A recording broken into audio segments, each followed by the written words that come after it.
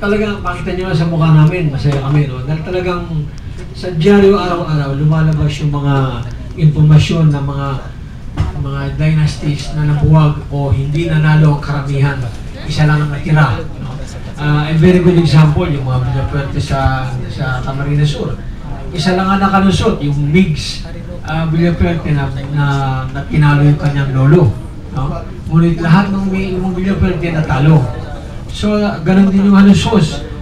Sa buong Zamboanga, isa lang halusos ang nakalusot. And these are major dynasties, no?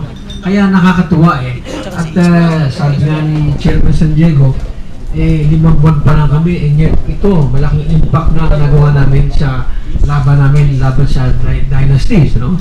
At ngayon, meron kaming 3 taon para umarangkada ulit laban sa Dynasties 2016 eleksyon. Siguradong mas malaki ang aming magagawa ukol sa Dynasty. Ang nakakalungkot lang, yung ating mga nasabing mga batas, mga legislators, sila mismo ang unang-unang nagbabiolate ng Dynasty.